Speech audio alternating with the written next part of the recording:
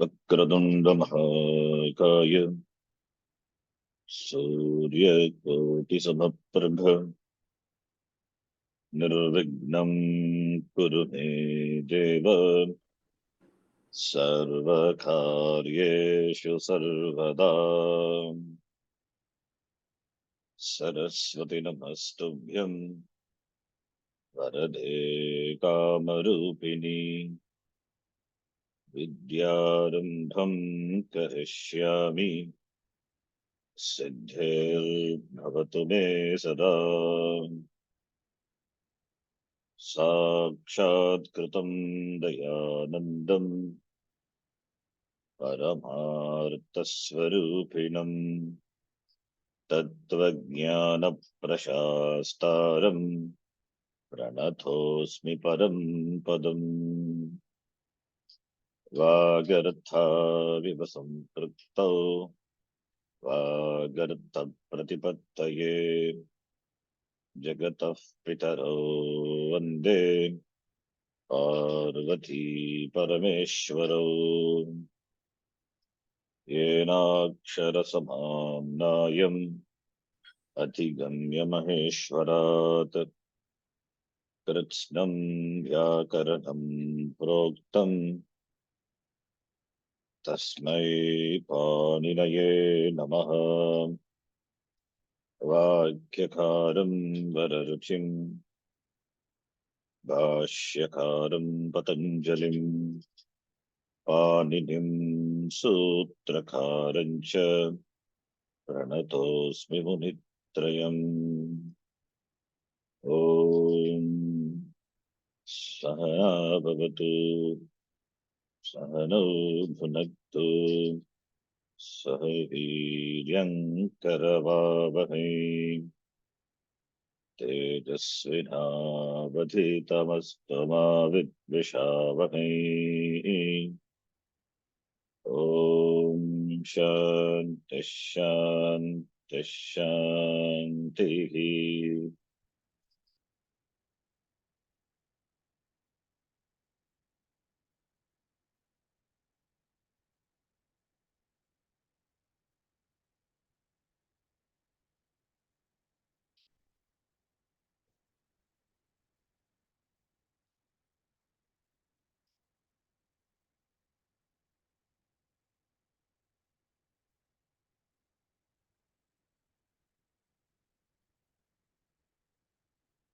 सर्वेभ्यो नमस्कारः। नमस्कारः। एतत् पुस्तकं बृहत् पुस्तकम् अस्ति। अस्मिन् पुस्तके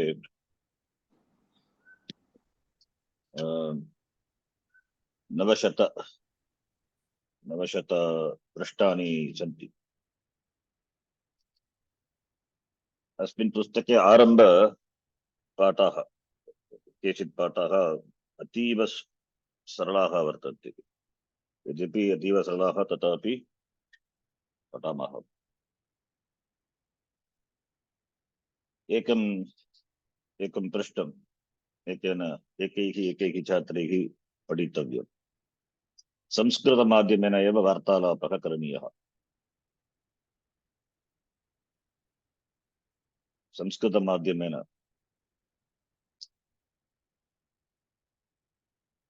अहं प्रश्नमपि यदि आवश्यकता अस्ति चेत् प्रश्नं पृच्छामि। संस्कृतमाध्यमेन उत्तरं दातव्यम्। तेन संस्कृतवर्धनं भवति। यद्यपि वयं व्याकरणज्ञाः तथापि संस्कृतभाषणे प्रवीणतां प्राप्त्यर्थं किञ्चित् किञ्चित् प्रयत्नं कुर्मः। इदानीं प्रथमपाठे अत्र प्रथमपाठे केचित् शब्दाः वर्तन्ते। शब्दार्थाः शब्दानां लिङ्गानि अपि वयं जानीमः। अतः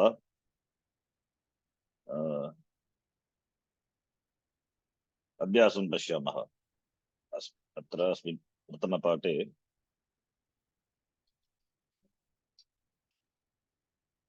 अस्मात् पृष्ठात् आरभ्य अत्र केचित् अभ्यासाः सन्ति। सरलाणि वाक्यानि, सर्वाणि वाक्यानि अत्र अस्मात् पृष्ठात् आरभ्य पठामः। सरलाणि वाक्यानि एव। भवन्तः कृपया पठन्तु। अहं यदि आवश्यकता चेत् प्रश्नं पृच्छामि। संस्कृतमाध्यमेन उत्तरं दातव्यम्। यदि क्लिष्टः अस्ति चेत् तथापि, यदि क्लिष्टः अस्ति तर्हि वदतु, अहं साहाय्यं करोमि।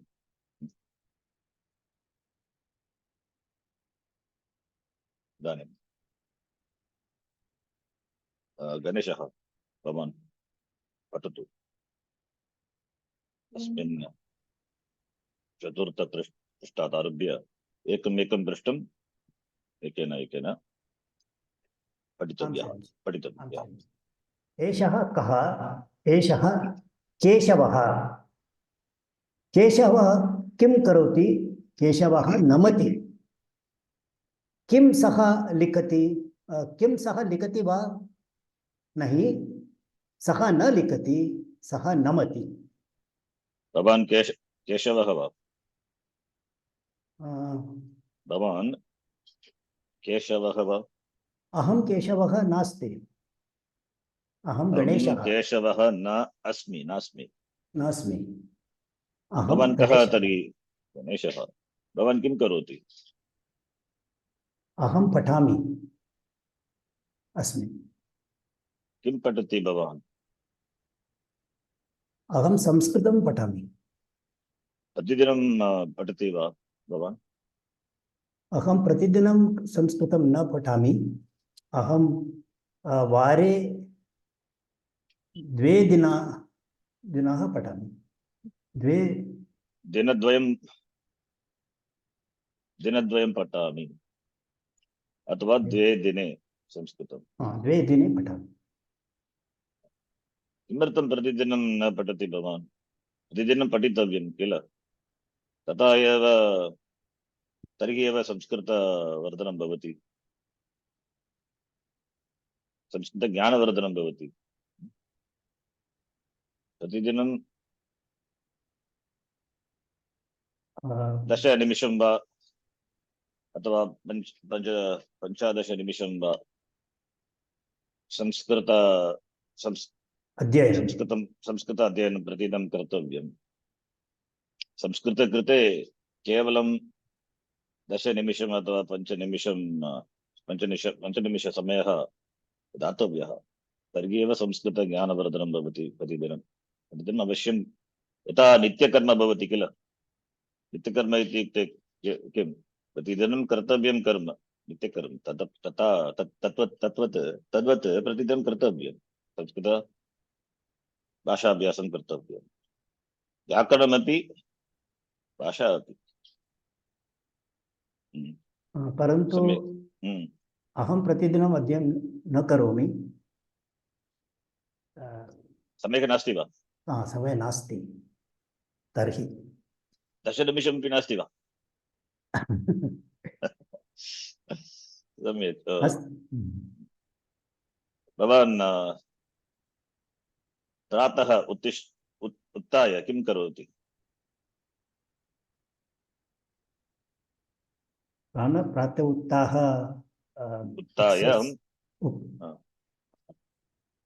अहं एक्सर्सैस् करोमि। व्यायामः करोमि।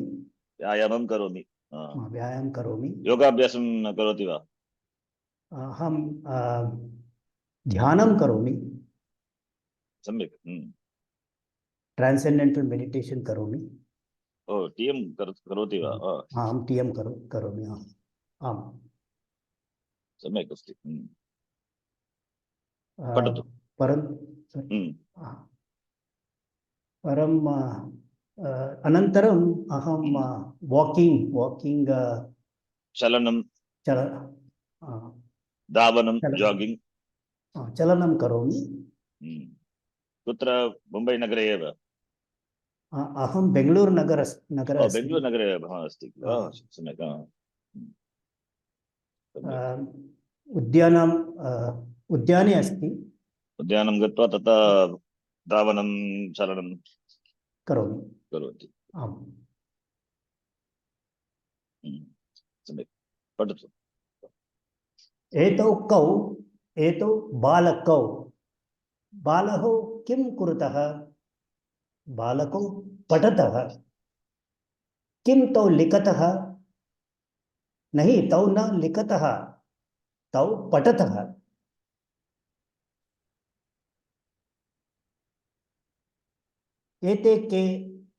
एते वानराः वानराः किं कुर्वन्ति वानराः खादन्ति किं ते कूर्दन्ति नहीं ते न कूर्दन्ति ते खादन्ति वानर मनुष्ययोः कः भेदः?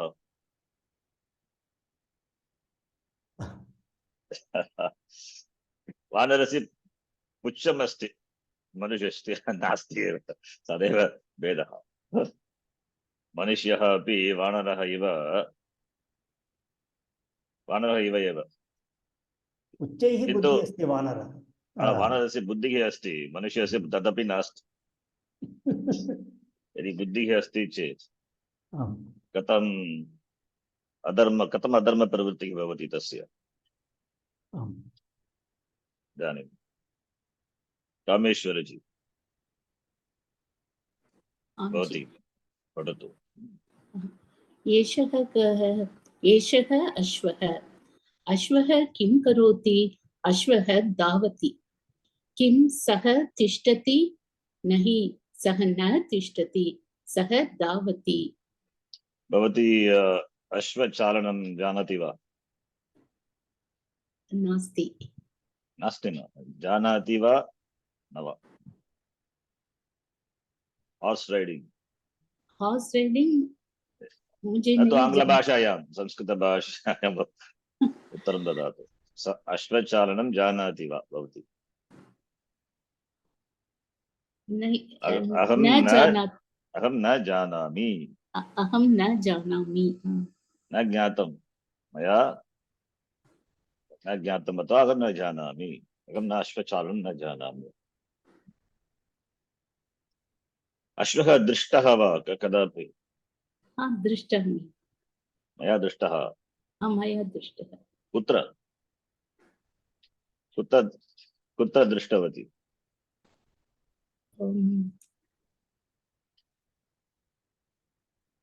अश्वं कुत्र दृष्टवती?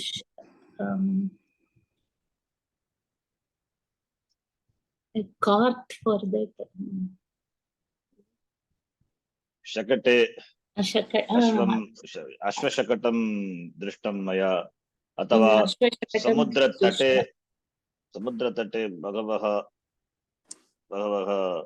अश्वाः सन्ति, तत्र केचित् जनाः अश्वचालन अभ्यासं कुर्वन्ति।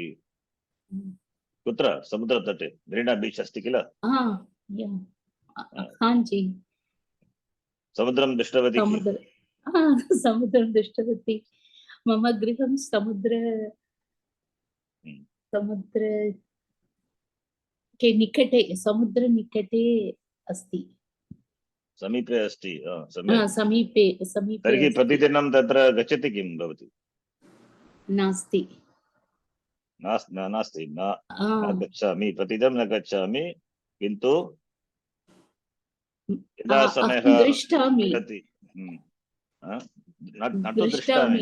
दृष्टामि इति कोऽपि पदं नास्ति, पश्यामि। गृहे एव स्थित्वा पश्यामि, समुद्रं पश्यामि। गृहे एव स्थित्वा वदतु। गृहे एव स्थित्वा समुद्रं पश्यामि। न तु दृष्टामि। दृष्टामि कथं भवति? व्याकरणविषये चर्चां न कुर्मः। पश्यामि एव, न तु दृष्टामि।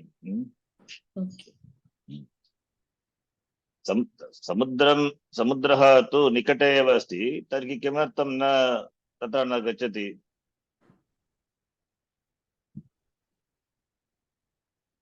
वदतु रामेश्वरी। समयः नास्ति वा अथवा समय नास्ति, समय नास्ति, समयः नास्ति? समयः नास्ति।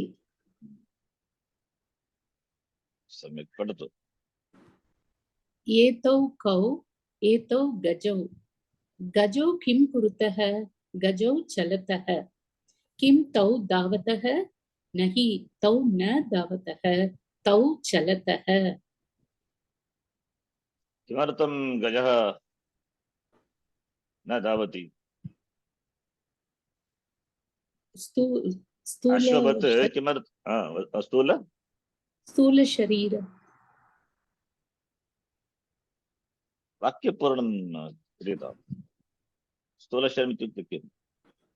गजस्य गजस्य शरीरं शरीरं स्थूलम् अस्ति। स्थूलम् अस्ति। अश्ववत् अश्ववत् अश्ववत् अश्ववत् तस्य नास्ति। अश्वस्य शरीरं कथम् अस्ति? कृशः अस्ति। कृशः अस्ति। अश्वस्य शरीरं कृशः अस्ति। तद्वत् गजस्य शरीरं नास्ति। गजस्य शरीरं तु स्थूलं भवति। कथम् कथं गजेन अश्ववत् धावनं कर्तुं शक्यते? न भवति एव। अतः एव चलति एव, न तु धावति गजौ। अत्र गजौ कति गजाः सन्ति चित्रे? द्वौ। द्वौ गजौ। किं कुरुतः द्वौ गजौ? चलतः। गजौ चलतः। धावति वा? धावतः वा? धावतः वा? नहीं, तौ न धावतः। तौ न धावतः। किं कुरुतः तर्हि? एवं चलतः। चलतः। एवं चलतः। एते के?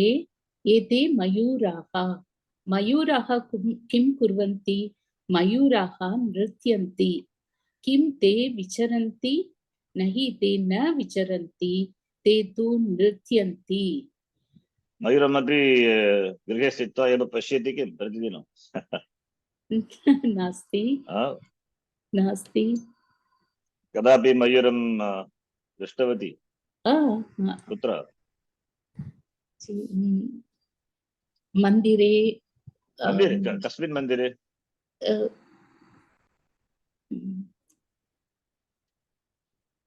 मन्दिरे अस्ति वा? कस्मिन् मन्दिरे अस्ति? चेन्नैनगरे? चेन्नैनगरे नास्ति। कोयम्बत्तूर्।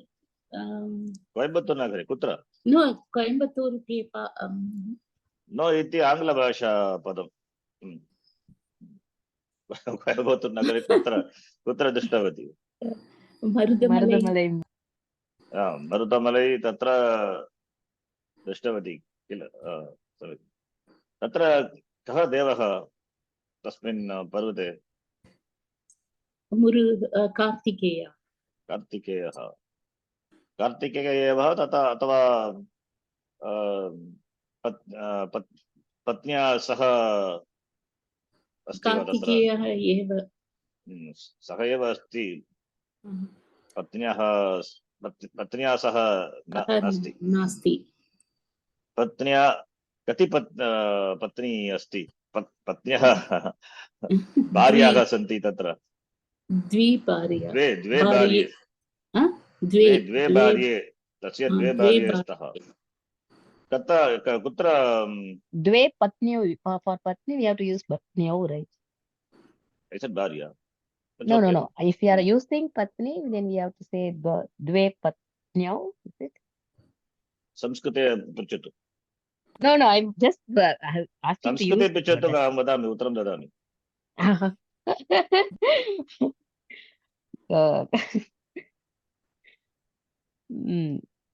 उपयोगं कृत्वा पत्नी शब्दम् उपयोगं कृत्वा इतः परं भवती प्रश्नं न पृच्छति। वदतु। पत्नी शब्दम् उपयोगं कृत्वा उपयोगं समये द्विवचने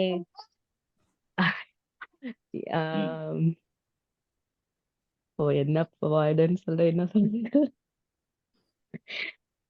Which word we have to use in पुल्लिङ्गः கேக்குறதுக்கு अस्ति न தெரியல. पत्नी शब्दः पुल्लिङ्गः अस्ति न न पत्नी तो स्त्रीलिंग शब्दः कथं पुल्लिङ्गः भवति पत्नी द्वौ शब्दस्य लिङ्गं किम् ईकारान्त शब्दः स्त्रीलिङ्गः स्त्रीलिङ्गमेव ओ तु द्वे पुल्लिङ्गः तत् शब्दः ओ द्वे वदतु सङ्मित्राजी भवत्याः प्रश्नः कः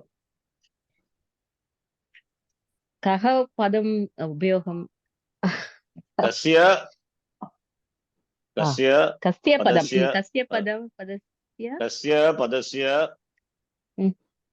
प्रयोगः कर्तव्यः कस्य पदस्य प्रयोगः भवत्याः संशयं किम् पत्नी द्विवचनं रूपं द्वे पत्न्यौ मम संशयः पत्नी शब्दस्य द्विवचनं रूपं ज्ञातुम् इच्छति किल पत्नी शब्दस्य ईकारान्त स्त्रीलिङ्ग पत्नी शब्दस्य द्विवचनं कस्याः विभक्तेः विभक्ति प्रथमा विभक्ति द्विवचनं प्रथमा विभक्तेः द्विवचनरूपं ज्ञातुम् इच्छति पत्नी पत्न्यौ एव ओके पत्न्यौ एव ओके सो सारी पत्नी पत्न्यौ एव यथा नदी शब्दः भवति तद्वदेव नदी नद्यौ पत्नी पत्न्यौ कः संशयः अत्र अस्तु जी नो when you use bharya I was thinking भार्या शब्दः तु सरला भवति अतः भार्या इति मया उक्तं द्वे भार्ये अथवा द्वे पत्न्यौ एव न तु द्वौ पत्न्यौ ओके न द्वौ पत्न्यौ न द्वौ पत्न्यौ द्वे पत्न्यौ एव पत्नी शब्दः स्त्रीलिङ्गः मया उक्तं पूर्वमेव व्याकरणविषये न चर्चां न कुर्मः पत्नी इति स्त्रीलिङ्गशब्दः पत्न्यौ एव द्विवचनरूपं द्विशब्दस्य स्त्रीलिङ्गरूपमपि द्वे एव द्वे पत्न्यौ अथवा द्वे भार्ये सम्यक् महोदय सम्यक् भार्याद्वयम् अपि सम्यक् वक्तुं शक्यते पत्नीद्वयं भार्याद्वयमपि वक्तुं शक्यते द्वे भार्ये अथवा द्वौ पत्न्यौ सम्यक् कामाक्षी भवती वदतु कुत्र द्रष्टुं शक्यते भार्याभ्यां सह कार्तिकेयः भार्या सह कुत्र भार्याभ्यां सह कति भार्याः सन्ति तस्य द्वे भार्ये किल कुत्र द्रष्टुं शक्यते पळमदिचोले तत्र अस्ति वा कुत्र अस्ति पळमदिचोले मयापि एकवारं गतं मधुरै नगरे अस्ति मधुरै नगरे अस्ति वदतु मधुरै नगरे अस्ति तत् मधुरै नगरे पळमुदिचोले नाम कार्तिकेयस्य मन्दिरम् अस्ति तत्र सः भार्याभ्यां सह वर्तते अस्ति वदतु एतं वाक्यमेव मधुरै नगरे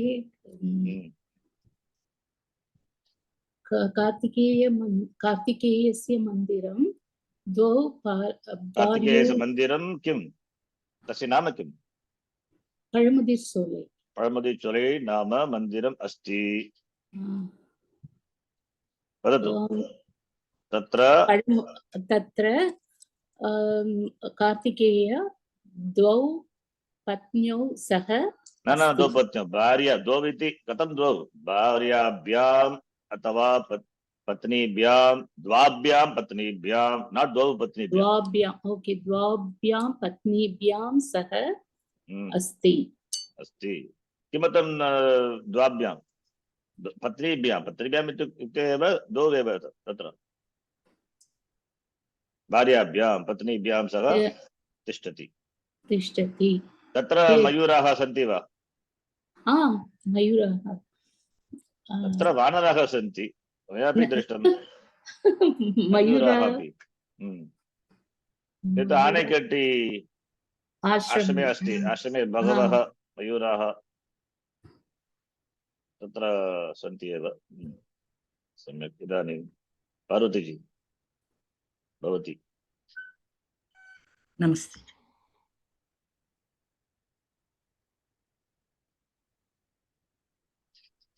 इदानीम् आकारान्त स्त्रीलिङ्ग शब्दानां प्रयोगं कृत्वा कानिचित् वाक्यानि सन्ति तत्र अस्मिन् पाठे भवति। पठामि वा? एषः कः? एषः राजेशः। सः किं करोति? सः हसति। असति वा? चित्रे असति वा? हा। तत् न दृष्टं। किं करोति सः? दृष्टे अस्ति, असनक्रिया नास्ति। किञ्चित् हसति। भवती हसति, तद्वदेव हसनीयम्। हसति। पठतु। एषा का? एषा शिक्षिका। सा किं करोति? सा लिखति। किं सा पठति? सा न पठति, सा तु लिखति। भवती शिक्षिका वा? अहं तु विद्यार्थिनी एव। शिक्षिका न। इदानीम् अहं न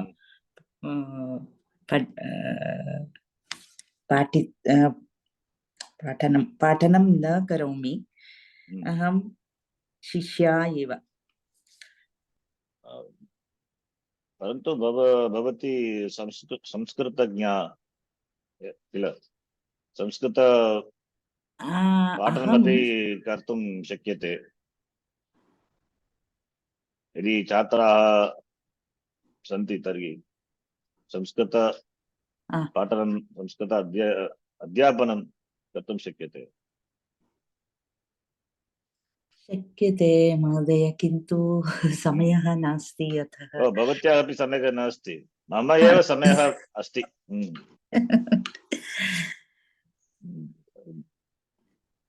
भवन्तः सर्वे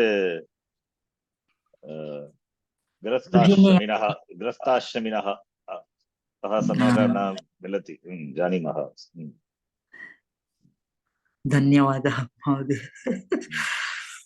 गृहकार्यम् अपि करणीयम्। प्रातः आरभ्य सायङ्काल रात्रौ पर्यन्तं कार्यं कृत्वा एव संस्कृत अध्ययनम् अथवा अध्यापनं न भवति। न महोदय, प्रतिदिनम् अहं पठनं करोमि, किन्तु पूर्णसमयम् इदानीं पूर्णसमयं कदापि कस्यापि न मिलति एव। कथं भवति? अद्यतन जीवन शैली एतावदेव भवति, कोऽपि समयः नास्ति। सम्यक्। जीवनशैली एतावदेव भवति किल? कस्य समयः अस्ति वदतु? अहमेव प्रतिदिनं किं करोमि, प्रतिदिनं 2.5 hours पाठनं करोमि। संस्कृतपाठनं। भवान् तु महत् कार्यं कुर्वन् अस्ति। करोति। यदि आचार्यः पश्यतु, इदानीम् उदाहरणं शङ्कराचार्यः, तत्र यदि आचार्यः वा गुरुः वा, तत्र बहुवचनमपि प्रयोक्तुं शक्यते। आचार्यः वदन्ति इति। यद्यपि आचार्यः एकवचनं, तथापि वदन्ति एव। आचार्यः स्वामिनः एतावत् स्वामी एतावत् वदन्ति, न तु स्वामिनः, स्वामी तर्हि यद्यपि एकः एव, तथापि बहुवचनस्य प्रयोगः भवति तत् कर्तुं शक्यते तत् तत् एतावदेव भवति स्वामी वदन्ति आचार्यः वदन्ति इति गुरुः वदन्ति अस्ति तत्र कोऽपि दोषः नास्ति एतावदेव वक्तव्यं किन्तु अहं तु करोमि भवान् करोति एव न तु कुर्वन्ति पठतु एतौ बालकौ तौ किं कुरुतः तौ खेलतः एते के एते अजे ते किं कुरुतः ते चरतः किं ते पिबतः ते न पिबतः ते तु चरतः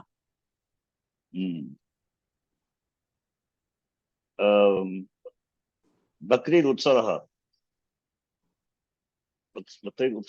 अद्य अथवा परश्वः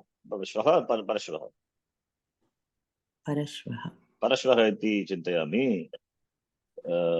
तत्र किं भवति बक्रीद् उत्सवे तत्र तस्य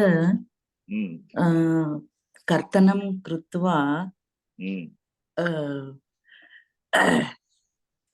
पर्वस्य अश्वभोजनं सर्वे कुर्वन्ति तस्य कर्तनं कृत्वा बिर्यानी पाचयित्वा पाचनं कृत्वा तस्य सर्वे खादन्ति प्राणिहिंसा कुर्वन्ति अश्वानां समयः सम्यक् नास्ति इदानीं पठतु नेक्स्ट् सुशीलाजी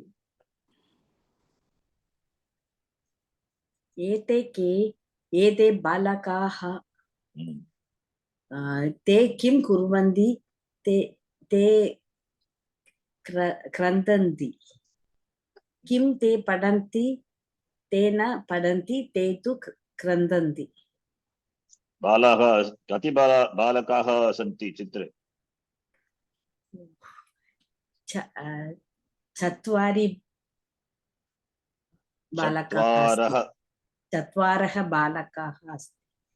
चत्वारः बालकाः सन्ति ते किं कुर्वन्ति सर्वे किं कुर्वन्ति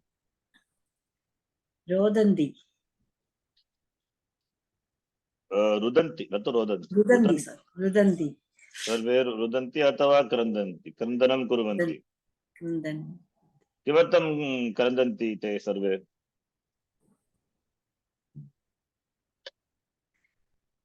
किमर्थं वदतु कोऽपि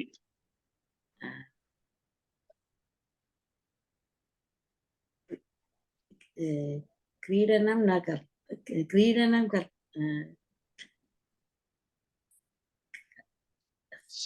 ते सर्वे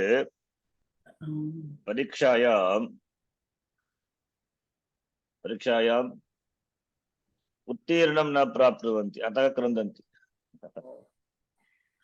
परीक्षायाम् अनुत्तीर्णाः भवन्ति अतः क्रन्दन्ति अतः भवती वदतु किं कारणं तेषां रोदनस्य कारणं किमर्थं रोदन्ति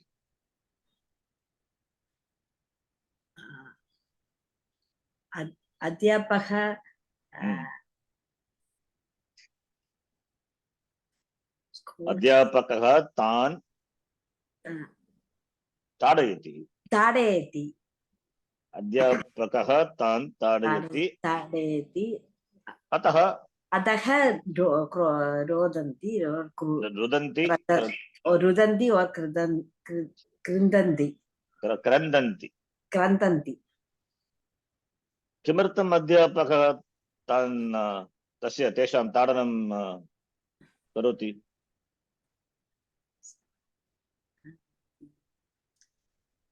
कारणं विना अध्यापकः न ताडयति किल छात्रान् ते गृहपाठं न कुर्वन्ति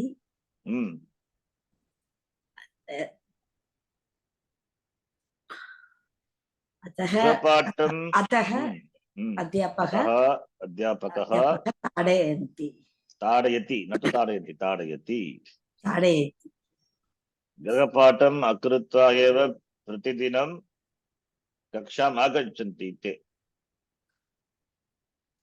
यद्यपि बहुवारं अध्यापकेन उक्तं तथापि तैः गृहपाठः न कृतः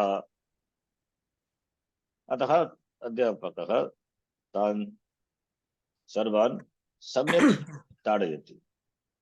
भवती अध्यापिका वा? अध्यापिका नास्ति अहम् अध्यापिका न अस्मि। भवती किं करोति तर्हि?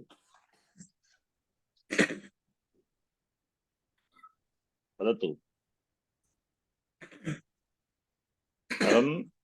अहम् अध्यापिका अहम् अध्यापिका नास्मि अहं गृहिणी अस्मि अहं गृहिणी अस्मि पठतु।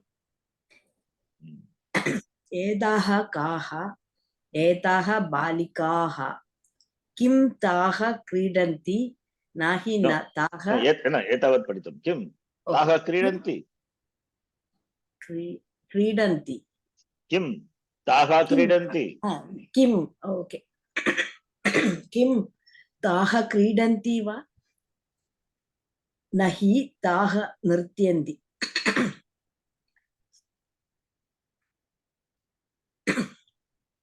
एषः का अस्ति किमभवत् शरीर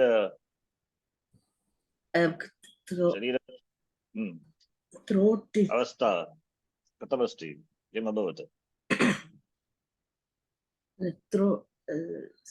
Shall I continue, Ji? अस्वस्थः no throat some irritation is there. Okay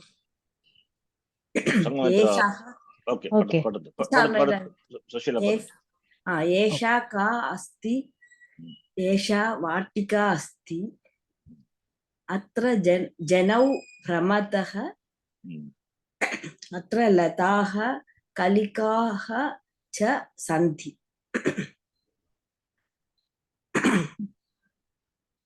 भ्रमराः गुञ्जन्ति चटकाः विहरन्ति ध्यानं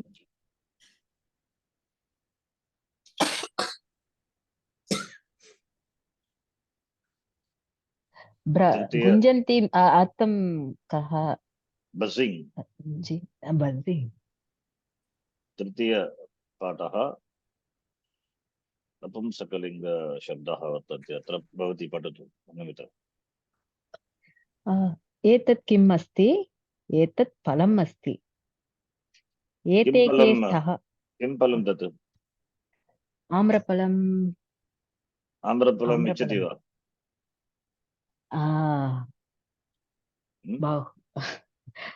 इच्छति अहम् इच्छामि बहु इच्छामि। इदानीं चेन्नैनगरे आम्र सीजन् अस्ति। अहं सेलं नगरे what is that to say for born Salem नगरे भवत्याः जन्म तत्र अभवत्। जन्म तत्र किमस्ति किं विशेषणं तत्र? आम्रफले बहु what is it? Different varieties of mangoes. Famous for different varieties. बहुविधानि आम्रफलानि अस्ति तत्र। बहुविधानि आम्रफलानि अस्ति सेलं नगरे। तत्र बहुविधानि आम्रफलानि सन्ति। बाल्ये अहं what to say तत्रैव I'm grown eating mangoes a lot. I have to say that. It's very good. सम्यक् अस्ति किन्तु संस्कृते एव वदतु। आम्रं खादित्वा एव मम वर्धनम् अभवत् तत्र। आम्रफलं खादित्वा मम वर्धनं कृतवती। न कृतवती मम Ah. आम्रफलं अहं प्रतिदिनं खादित्वा एव मम वर्धनं बाल्य मम बाल्यवय पर्वतम् अथवा किं बाल्य तत् कृत्वा एव मम वर्धनम् ऐ हव् ग्रोन् आम् कृत्वा एव पूर्वं तत्र अहं पूर्वं वर्धितवती वर्धितवती अ, अहं वर्धितवती वर्धितवती ओके वर्धनम् अभवत् वर्धितवती वर्धितवती ओके वर्धनं कृतवती वक्तुं शक्यते कोऽपि दोषः नास्ति आम्रं कृत्वा तत्र एव आम्र उत्पादनं भवति वा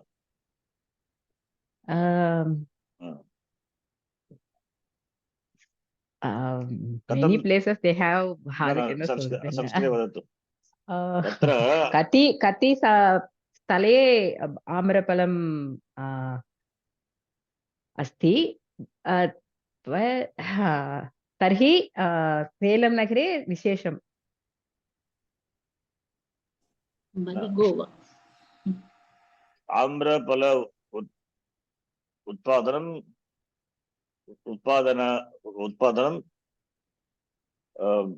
सेलं नगरे भवति वा इति मम प्रश्नः आम्रफलं सेलं नगरे केवलं सेलं नगरे सेलं नगरे एव वा growing is it produced कति स्थले उत्पादनं कति स्थले कति इत्युक्ते Kati means various places there are grown, but Salem is special. Bahustale.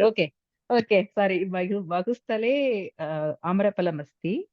Utpadanam asti.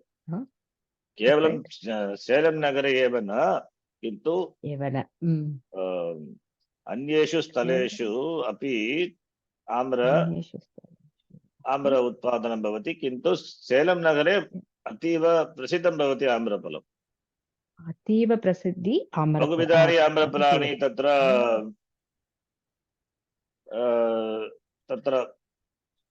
बहुविधानि आम्रफलानि तत्र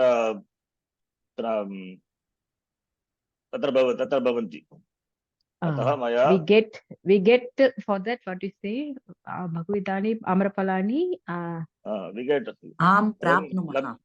प्राप्नुमः प्राप्तुं शक्यते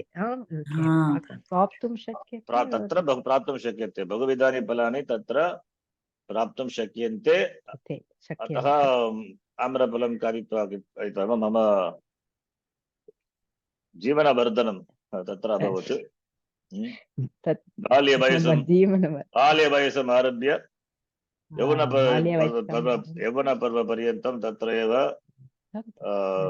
उषित्वा आम्रफलं खादित्वा एव वर्धितवती अहम् इति वक्तव्यम् वदतु एते के स्तः एते फले स्तः apple what is सेवाफलं सेवाफलं okay सेवाफलं and that orange एकं फलं सेवाफलम् अन्य फलं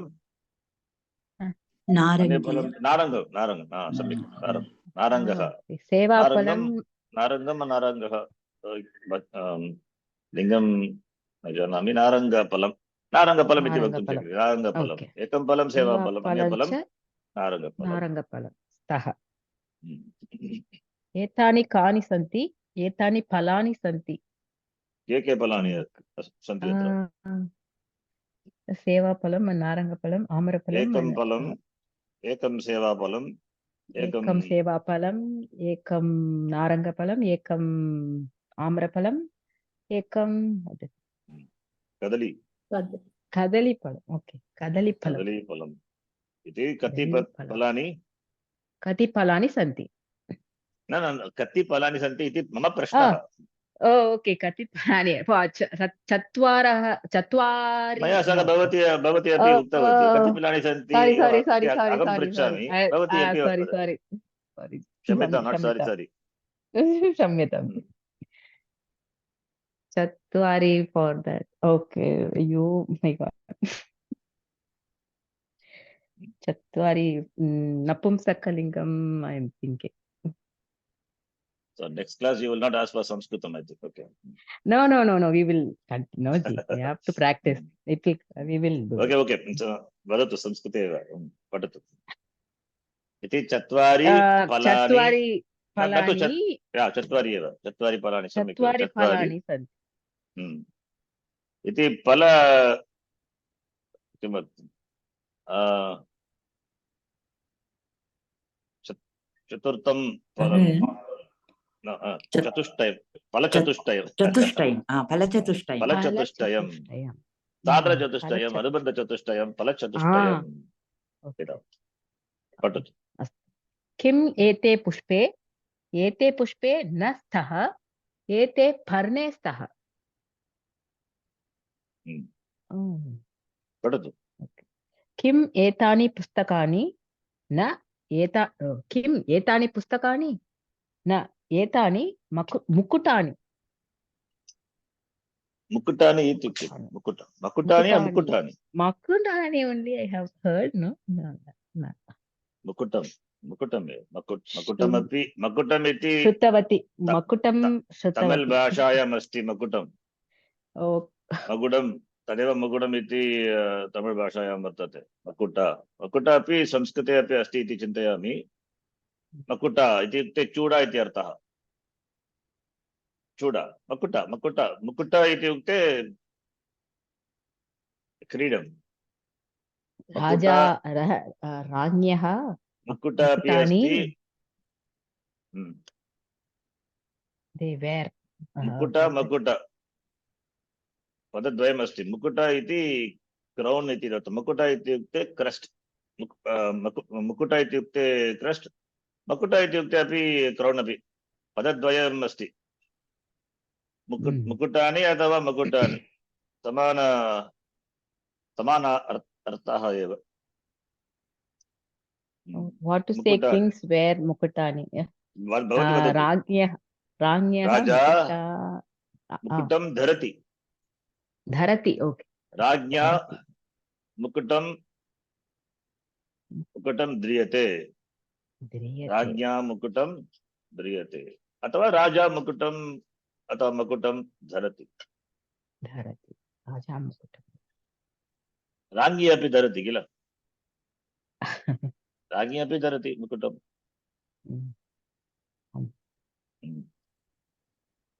गणेश एतानि कानि सन्ति? एतानि विमानानि सन्ति.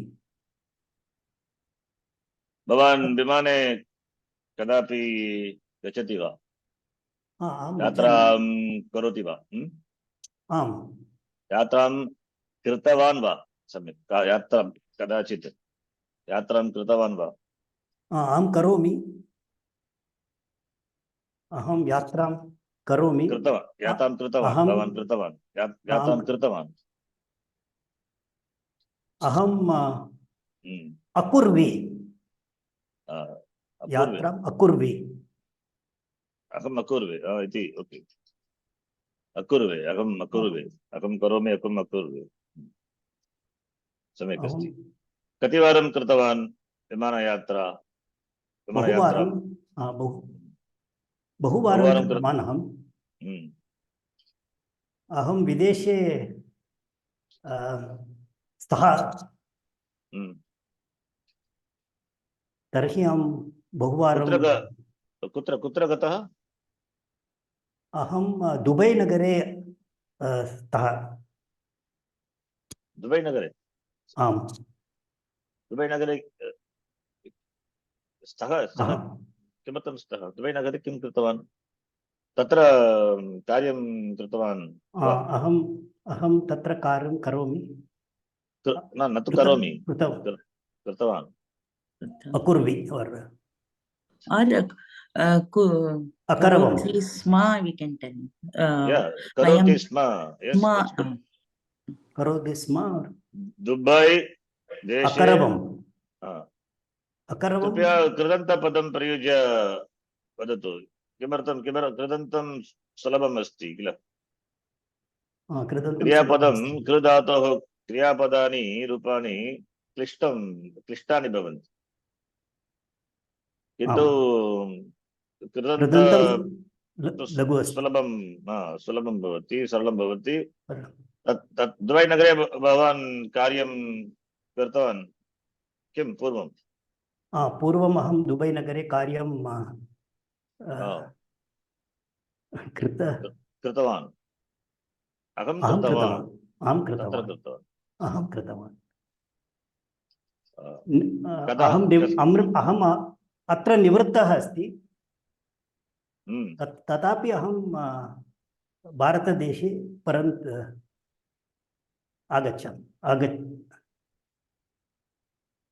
तत्र पूर्वं तत्र कार्यं कृतवान् इदानीं भारतदेशे वसति अहं भारतदेशे अपि कस्मिन् समये कदा कस्मिन् वर्षे तत्र स्थित्वा कार्यं कृतवान् 25 years 25 वर्षं तत्र एव उषित्वा कार्यं कृतवान् सम्यक् किं कृतवान् किं कार्यम् अहं यन्त्रतज्ञः अस्मि इंजिनियर् यन्त्रज्ञः अस्मि कीदृशः यन्त्रज्ञः अहं मेकानिकल् यन्त्रज्ञः मेकानिकल् यन्त्रविषये जानाति बहूनि विषयानि जानाति किन्तु अहमपि यन्त्रज्ञः किन्तु अहं किमपि न जानामि केवलं नाम एव नाम किं वदामि भवान् तु संस्कृतविषये बहूनि विषयानि जानाति पूर्वं मया अपि 5 वर्षं कस्मिन् कार्यालये इण्डस्ट्रि कार्यं कृतवान् अनन्तरम् 1 वर्षं कुत्रापि कृतवान् तदेव मम अनुभवः अनन्तरं किमपि न कृतं मया सर्वं त्यक्त्वा गतवान् परन्तु न भवतः भवान् तु सम्यक् जानाति यन्त्रज्ञविषये किन्तु मया यथा यथा भवान् जानाति तद्वत् मम अनुभवः अपि नास्ति ज्ञानमपि नास्ति परन्तु यन्त्रज्ञः लाजिकल् थिङ्किङ्ग् सम्यक् भवति लाजिकल् थिङ्किङ्ग् यस्य लाजिकल् थिङ्किङ्ग् अस्ति सः यन्त्रज्ञः एव संस्कृतभाषे अपि लाजिकल् थिङ्किङ्ग् भाषायामपि लाजिकल् थिङ्किङ्ग् अस्ति लाजिकल् थिङ्किङ्ग् आवश्यकमस्ति तर्कज्ञानम् आवश्यकं लाजिकल् थिङ्किङ्ग् सम्यक् अस्ति कीदृशं यन्त्रकार्यं कृतवान् अहं यन्त्रकार्यं न करोमि न कृतवान् मैनेजर अहं कस्य किं वदामि तत्र कस्य कंपनी अथवा प्रोडक्ट कीदृशं दि प्रोडक्ट तत्र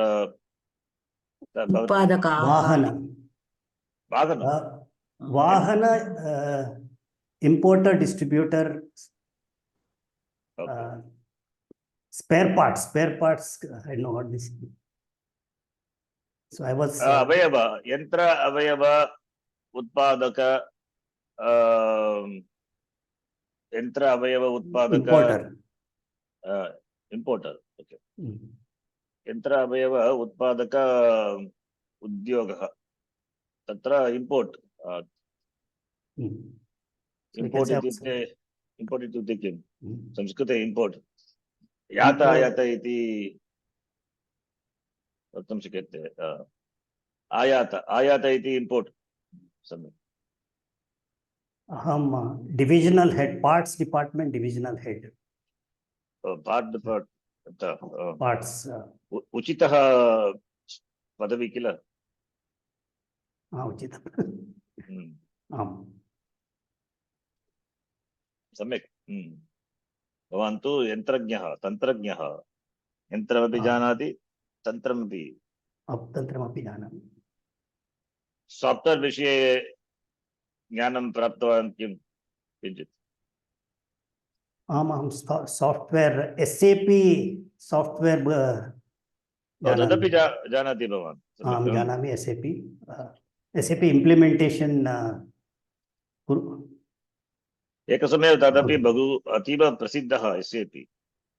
अहमपि तत्समये चिन्तितवान्, किन्तु मया न कृतं। SAP interesting. सम्यक् अस्ति, पठतु। अत्र बालः क्रीडन्ति। किं जानामि चलन्ति? न केवलं चक्राणि चलन्ति। केवलं चक्राणि कथं चलितुं शक्यन्ते? चक्राणि स्वयमेव न चलति किल, अन्यैः यन्त्रैः एव तस्य चलनं भवति। भवान् यन्त्रज्ञः, भवान् जानाति एव, स्वयमेव तस्य चलनं न भवति, चालनं भवति, तस्य चालनं वाहने अतः एव वाहने तस्य उपयोगः भवति, चालनं भवति, स्वयं चलनं, तस्य चलनं न भवति। चक्राणि चलन्ति, किन्तु वाहने यानि चक्राणि सन्ति तदेव वाहनद्वारा चलन्ति, चालयन्ति इत्युक्तौ।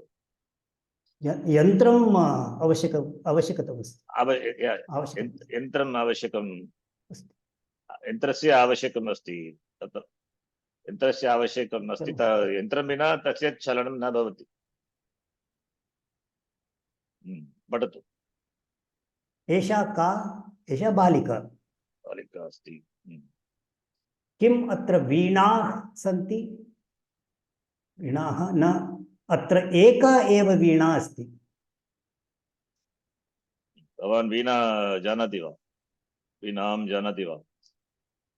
अहं पश्यामि वीणा।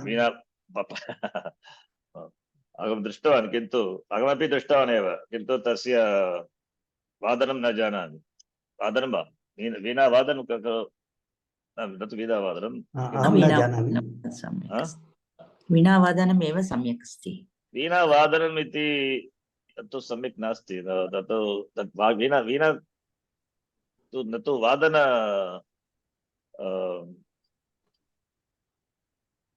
तत्तु किम् उक्तम्? यदि मृदङ्गः अस्ति चेत् तस्य वादनं, फ्लूट् इति उक्ते तत्तु तस्य वादनं वक्तुं शक्यते। वीणावादनमपि वक्तुं शक्यते, कोऽपि दोषः नास्ति। वीणावादनं न जानामि वक्तुं शक्यते। वीणावादनम् इत्युक्ते वीणायां वीणाद्वारा किमुक्तं, ध्वनि उत्पादकं न जानामि, कर्तुं न जानामि। वादनं न करोमि, वीणावादनं कर्तुं न शक्नोमि। न जानाति, अहं कर्तुं न शक्नोति, केवलं पश्यति एव। केवलं शृणुमः। केवलं शृणोमि एव। कामेश्वरी। एते के स्तः? एते चक्रे स्तः।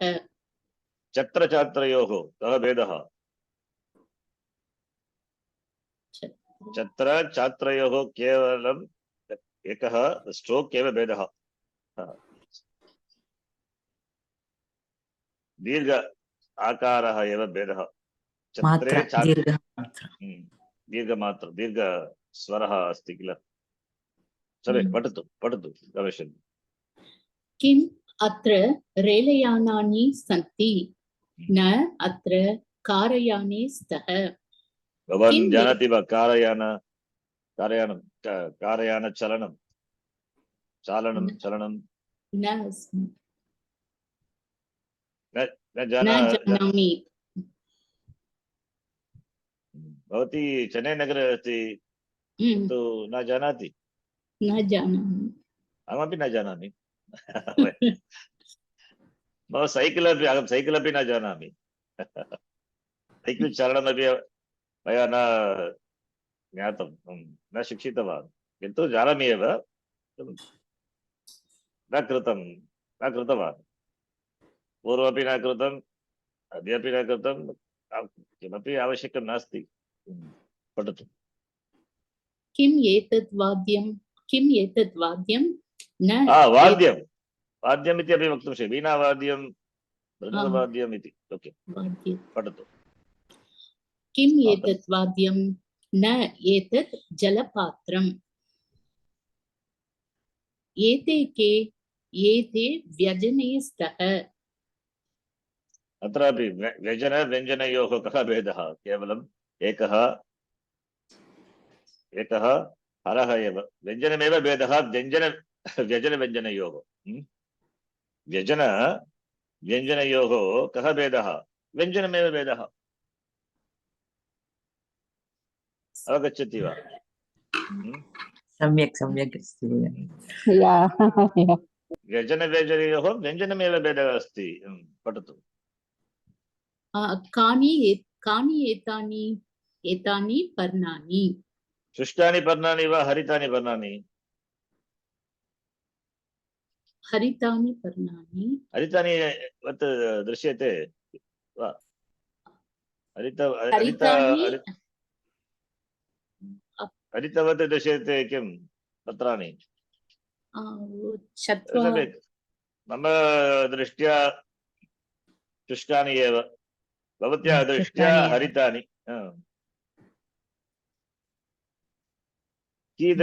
कीदृशं पत्राणि, कीदृशानि पत्राणि एतानि? पर्णानि, पत्राणि पर्णानि। कस्य वृक्षस्य पर्णानि? आम्रवृक्षस्य। आम्रवृक्षस्य पर्णानि इव दृश्यते। दृश्यते। पठतु। किम् एतत् विमानं न एषः खगः, खगः उत्पतति। विमानमपि उत्पतति एव, कः अपि उत्पतति। विमानस्य अन्य नाम कः? के, कः इत्युक्ते किं? के गच्छति, आकाशे गच्छति। ओ सुमति जी, भवती अस्ति, अहं क्षम्यतां विस्मृतवान्। भवती अस्ति, भवती अपि पठितुं, भवत्या अपि पठितुं शक्यते। ओके, कः उत्पतति, उत्पतति इत्युक्ते किम्? उड्डयनं करोति, आकाशे उत्पतति, उड्डयनं करोति। कति कहाः सन्ति चित्रे? एकः, एकः एव अस्ति।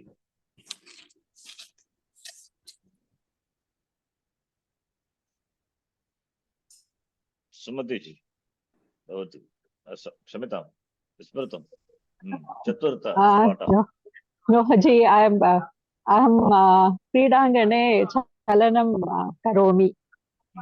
पठितुं शक्यते वा? अहं वृक्षस्य अधः स्थित्वा पठनं करोमि। कृपया करोतु। कुत्र तत्र एषः विद्यालयः, एषः विद्यालयः, अत्र छात्राः शिक्षकाः च सन्ति। शिक्षिकाः शिक्षिकाः च सन्ति। भवत्याः विद्यालयस्य नाम किं? कुत्र वर्तते? कुत्र पठितवती? किं पठितवती? कुत्र पठितवती? अहं चेन्नैनगरे चेन्नैनगरे पठितवती? आम्। कुत्र, कस्मिन् विद्यालये? Vidyodaya higher secondary school in Tinagar, and then Tinagar. संस्कृते वदतु। टीनगरे अस्ति। एतराज कॉलेज अस्ति, then IIT I did my MSc IIT. and research. Yeah. IIT तत्र शिक्षित तत्र पठितवती किम्? IIT भवत्याः IIT. किं पठितवती IIT? MSc chemistry. MSc chemistry पठितवती तत्र. Yeah. Then research I did. PhD I did. संस्कृते एव. पश्चात् किं कृतवती? तत्र पठित्वा How do I say that? Research कृतवती. Research biochemistry. बयोकेमिस्ट्री विषये किञ्चित् शोधनं कृतवती. शोधनं करोमि. शोधनं कृतवती अथवा करोति इदानीमपि? कृतवती वा करोति वा? पूर्वं कृतवती? पूर्वं कृतवती, रैट्? कृतवती. तर्हि भवती तु प्राध्यापकः एव भवती सम्यक् केमिस्ट्री विषये रसविज्ञानविषये सम्यक् जानाति एव. रसविज्ञानविषये Anna University. I was working in Anna University for some time. संस्कृते? अन्ना यूनिवर्सिटी तत्र कार्यं कृतवती? Center for Biotechnology Department. किं कृतवती तत्र? अध्यापनम् अथवा? अध्यापनम्. I was teaching. संस्कृते वदतु. अध्यापनं तत्र अध्यापनं कृतं भवत्या? अहं बायोटेक्नालजी अध्यापनं कृतवती.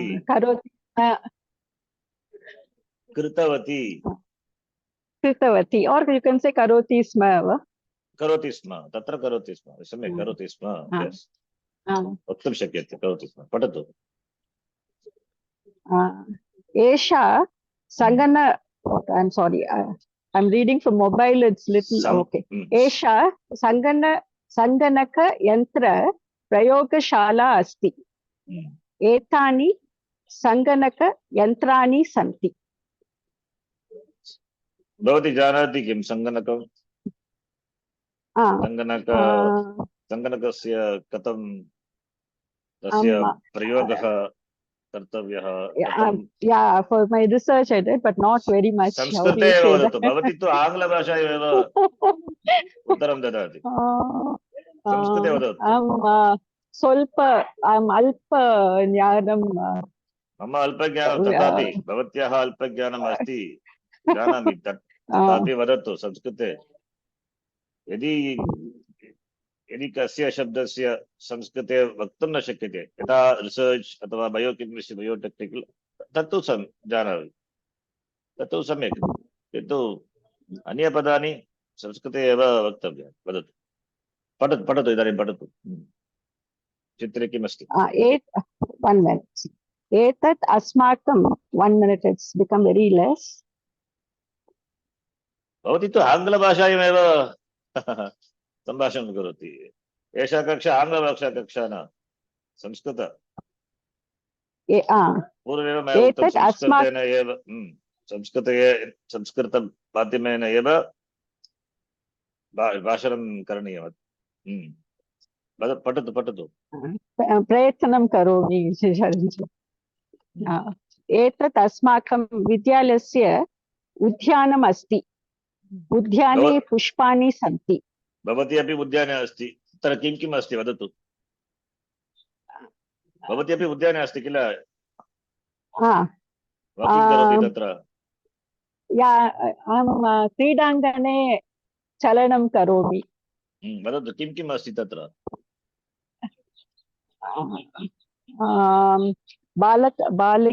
बालकाः सन्ति. कण्डनं केलयन्ति. अटनं क्रीडाङ्गणे अटनं करोमि. अटनं वाकिङ्ग्. अटनं करोमि. I thought okay, अटनं करोमि. इदानीं वृक्षस्य अधः स्थित्वा उत्तरं उपविश्य नील आकाशमस्ति that's उपरि आकाशमस्ति, अधः भूमि अस्ति, अधः भूमि अस्ति कौपीनवन्तः खलु भाग्यवन्तः।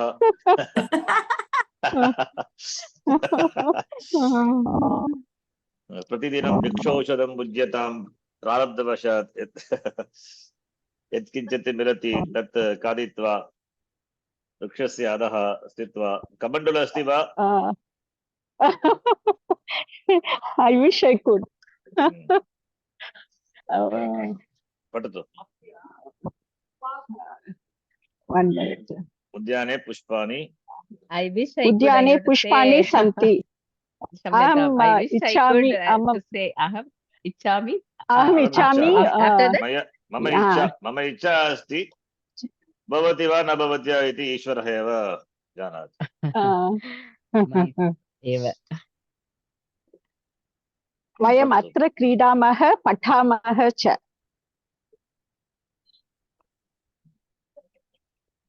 भवती अपि तत्र कार्यद्वयं करोति, भवती अपि तत्र अटति पठति अपि। इदानीं पार्वती जी, पार्वती and पार्वती जी and सुशीला जी, ऋचा, पार्वती, सुशीला, प्रणवः। अस्तु, अहं ऋचा इदानीं। प्रणवः, तव नाम किम्?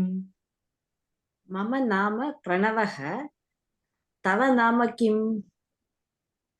मम नाम ऋचा, त्वं कुत्र पठसि? अहम् अत्र एव पठामि। अहमपि अत्र एव पठामि।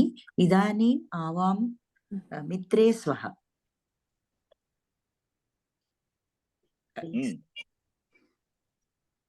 अनन्तरं किम्? तदेव अस्ति महोदय।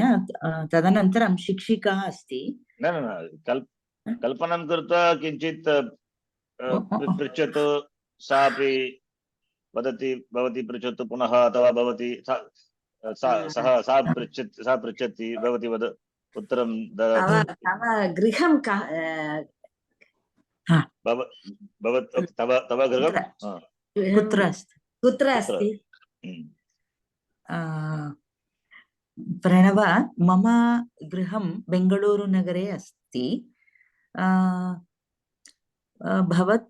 भवतः गृहं कुत्र अस्ति? मम गृहं चेन्नै नगरे अस्ति। चेन्नै नगरे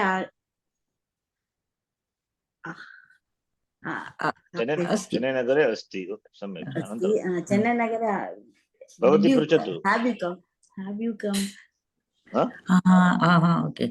चेन्नै नगरे भवती आगच्छति वा? आगच्छति वा? आगच्छति वा? आगच्छति न आगच्छति वा? ओके, आगच्छति वा? आगच्छति वा? आगतवती वा? कदापि चेन्नै नगरम् आगतवती वा भवती? कदापि आम्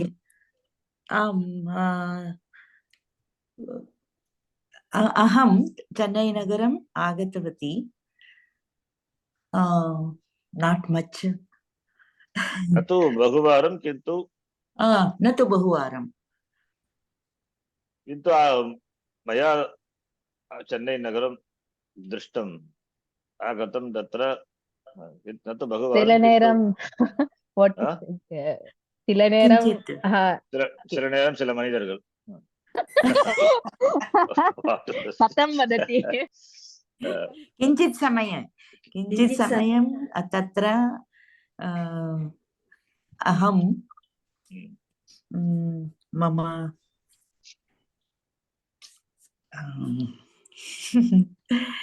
किञ्चित् समयं किम्?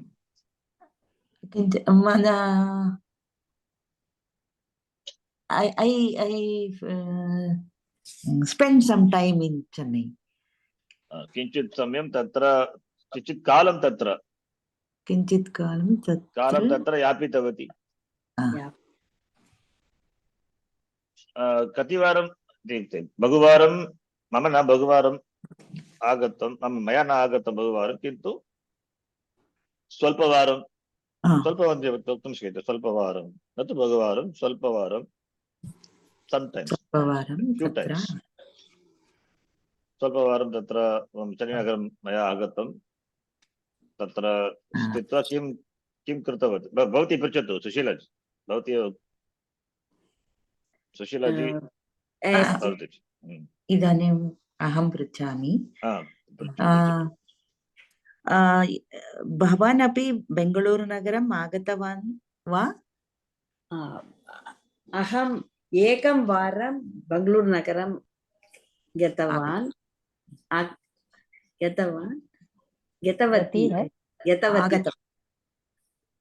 गतवती भवती आगतवती एव ऋचा एव भवति यदि अग्रे बेङ्गळूरुनगरम् आगमिष्यति तर्हि आगच्छति अपि वक्तुं शक्यते आगच्छति यदि बेङ्गळूरुनगरम् आगच्छति चेत् निश्चयेन मम गृहम् आगच्छतु दयया आगच्छतु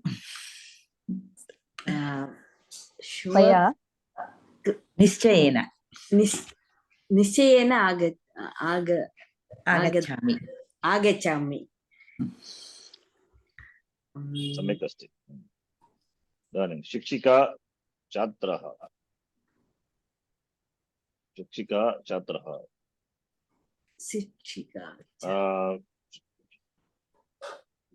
गणेश जी संगमित्र जी शिक्षिका गणेशः छात्रा शिक्षिकः and छात्रा संगमित्र छात्राः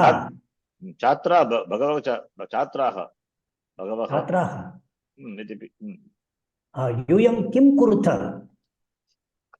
आचार्य वयं अहं गच्छामि गच्छामः ओके वयं गच्छामः अहं गच्छामि आचार्ये अहं गच्छामि वयं गच्छामः भवती एकः न भवत्यः एव छात्राः इति बहवः छात्राः अस्ति भवती एका छात्रा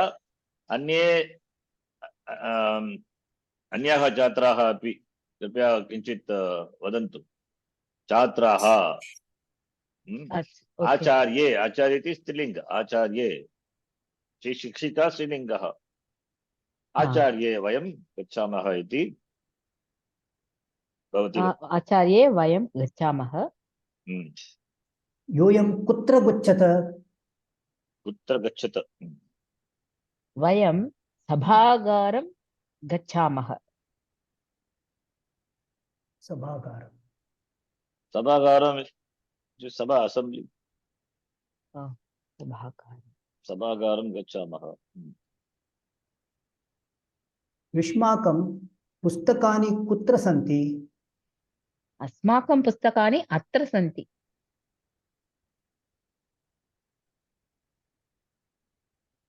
आचार्य वदतु अहम् एकप्रश्नं पार्वती जी अपि वक्तुं शक्यते पार्वती सुचरा जी स्मृति जी मम पुस्तकं पश्यतु अत्र छात्राः अस्ति बहुवचनं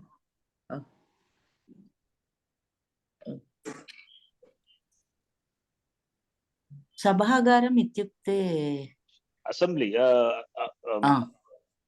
सभायाः विद्यालये अस्ति किल सभागारः विद्यालये सभागारः असेंब्ली आङ्ग्लभाषायां किं वक्तव्यम् आडिटोरियम् इति वक्तुं शक्यते आडिटोरियम् असेंब्ली सभागृहं सभागारं तदेव गृहमेव सभागारम् इति तत्र एव विद्यालय उत्सवाः भवन्ति किल गृहम् इति आगार इति गृहं गार इति पदं कथं निष्पन्नं भवति न जानामि किन्तु तद् गृहम् इत्येव गार गृहम् इत्येव कोशान्वेषणं मध्ये अपि तदेव अस्ति किमस्ति? गृहम् अस्ति। आगार सम्यक्। इति गृहं। सभायाः आगार। आगार। सभायाः आगार। आगार पुल्लिङ्ग वा स्त्रीलिङ्ग वा? नपुंसकलिङ्ग वा? नपुंसकलिङ्ग। सभागारं। पृच्छतु इदानीं भवत् सुशीलाजी सुमतिजी पार्वतीजी अपि प्रष्टुं शक्यते। आचार्य मम एकः प्रश्नम् अस्ति। एकः प्रश्नः अस्ति। प्रश्नः अस्ति। मम पुस्तकं தொலைஞ்சு போச்சு. ओके। मम पुस्तकं नष्टं। नष्टवती। मम पुस्तकस्य नष्टम् अभवत्। मम सन्देहः मनसि। मम संशयः अस्ति। मम संशयः यत् मम मित्रं पार्वती नीतवती इति। ओ भगवान्। नीतवती। आचार्य शिक्षिका भवान् भवती वदतु। का महोदय? गणेश शिक्षिका। बहूनि पुस्तकानि सन्ति। सर्वे पठन्ति वा? न तया एकः प्रश्नः पृष्टः। तस्याः पुस्तकं नष्टम् अभवत्। सा चिन्तयति यत् पार्वत्या तत् नीतमिति। इदानीं भवत्या उत्तरं भवत्या किं करणीयं? शिक्षिकया गणेश भवता she has taken her book. She has taken. Okay, she is complaining to you. Okay. Ganesh ji must ask me. Yeah. अहं पार्वतीं पृच्छामि। पार्वतीं कुत्रापि पार्वती कुत्र अस्ति? Did you take? Okay. Parvati भवती नीतवती वा? सत्यं वदतु। भवती नीतवती वा? Yes, गणेश जी। भवन्ति नीतवती वा? सत्यं भवति। न महोदय, न मया न नीतम्। अन्यस्य पुस्तकस्य मम आवश्यकं नास्ति। अहं कदापि एतावत् न करोमि। मम पुस्तकम् अस्ति। मम पुस्तकम् अस्ति। किमर्थं तस्याः पुस्तकं? मम समीपे एव पुस्तकम् अस्ति। किमर्थं सा एतावत् वदति? सा मृषा वदति किल?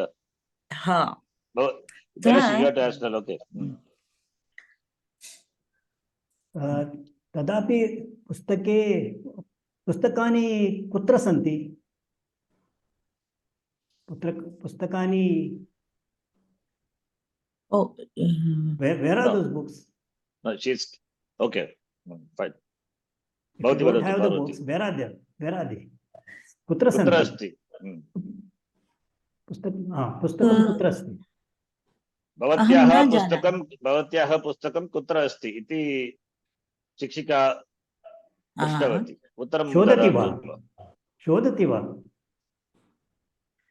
न महोदय, मम समीपे एव बहूनि पुस्तकानि सन्ति। किमर्थम् अहं I think he want to check. I think he want to check it, right? Search. That's what he want to say, right? Yeah. भवती चोरति वा? चोरति वा? Right? No, न महोदय, अहं चोरः नास्ति, नास्मि। चोदनं चोरिता? चोदनं भवती चोरितवती वा? ओके। न महोदय, अहं न चोरणं न कृतवती। पुस्तकं ददातु, अहं पश्यामि। तव नाम लिखित्वा वा? भवतः नाम तत्र लिखति वा?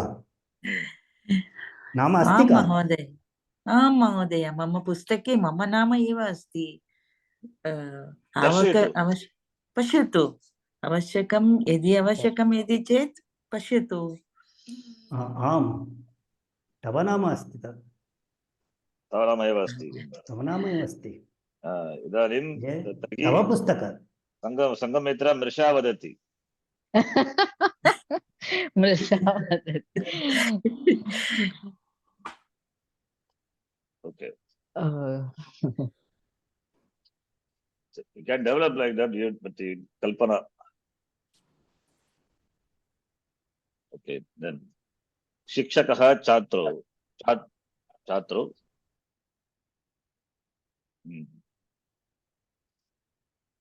छात्रो गणेश भवान् एव शिक्षकः छात्रो अत्रापि सर्वे अपि छात्र ओ छात्रौ द्वयमेव न छात्रौ पार्वती सङ्गमित्र छात्रो अस्तु महोदय अस्तु छात्रौ युवां किं कुरुतः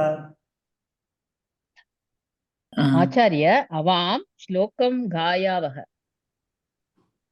शोभनं किं युवां श्लोकं न लिखतः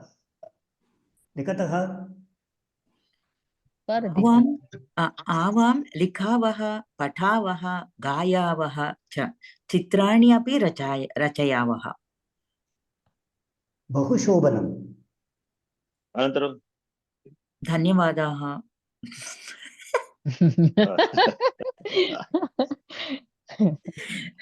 वार्तालापस्य समाप्तं भवति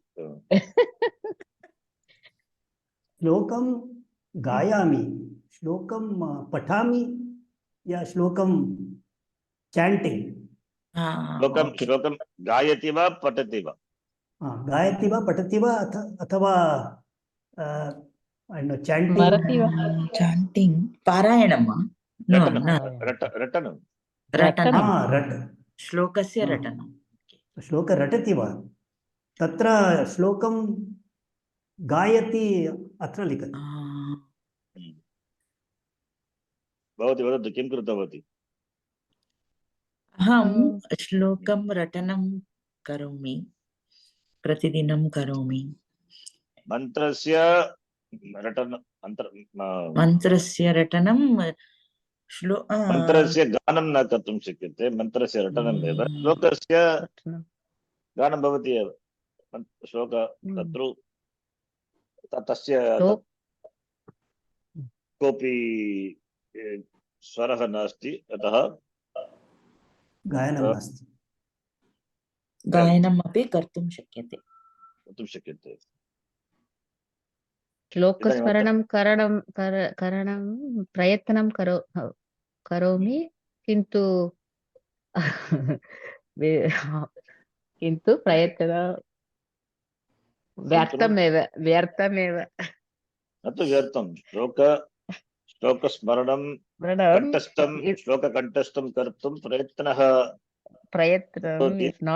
श्लोकस्मरणं न भवति भवति एव किञ्चित् कालम् आवश्यकं किञ्चित् कालेन भवति कालेन एव भवति प्रतिदिनं पठित्वा एव किञ्चित् काल अनन्तरं भवति एव तत् स्मरणम् एकवारं पठित्वा श्लोकस्मरणं न भवति इति वक्तव्यं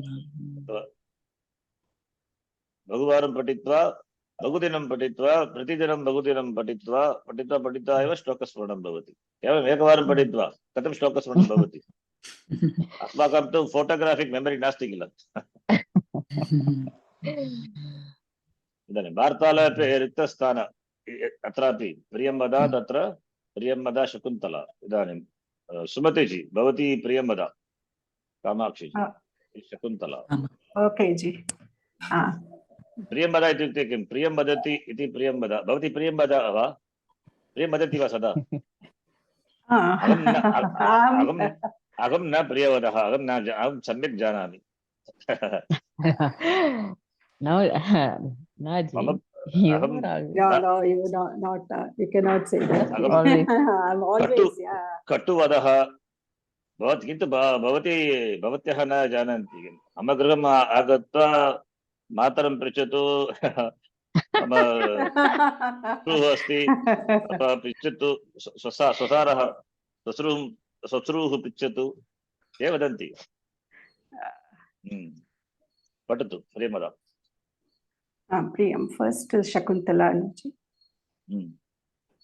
We Priyam don't Vada, see Bhavat- what we'll say. Priyam Vada. Bhavat- Shakuntale. Bhavati, Okay.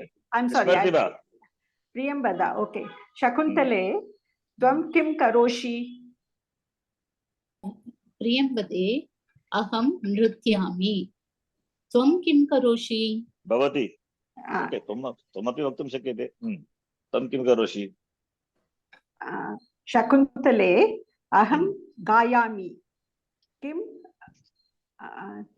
Kim tvam na gayasi? किं प्रियं वदे त्वं अहं न न गायसि? ओके, प्रियं वदे अहं न गायामि न अहं तु परन्तु अहं तु नृत्यामि नृत्यामि। Shakuntale. Parantu, is it? अहं तु नृत्यामि, but I dance. Nityami is okay. Shakuntale. Kim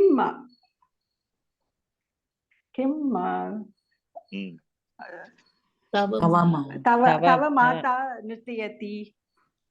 किं तव माता नृत्यति? Tava mata nrityati. Is it question? Okay. but they have put that Put stroke just stroke only, not a question mark. So I thought. but Just a संस्कृते नास्ति, sentence. संस्कृते question mark नास्ति, Okay. Punctuation अपि नास्ति। But the other two above places it's question given. mark Other two is there. places question mark is there. So I see at the top it's there. सम्यक्। किन्तु उपरि किम् अस्ति न?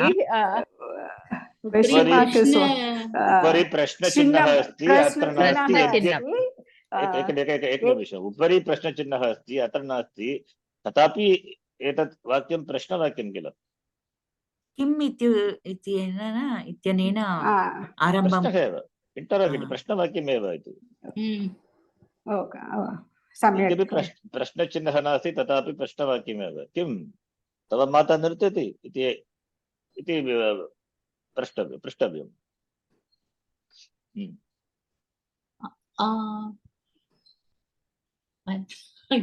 I'm Priyam Vada or I'm Shakuntala. Shakuntala. You are Shakuntala. तदपि विस्मृतवती। विस्मृतवती। भवती कामाक्षी किल? I'm Kameshwari ji. क्षम्यतां, कामेश्वरी। पठतु शकुन्तला, भवती एव। From there you must say. Yeah. Kameshwari. Priyam Vada Shakuntale. आम् आम् अस्ति किल? आम्। मम माता अपि नृत्यति। Sadhu. Avam chalavah.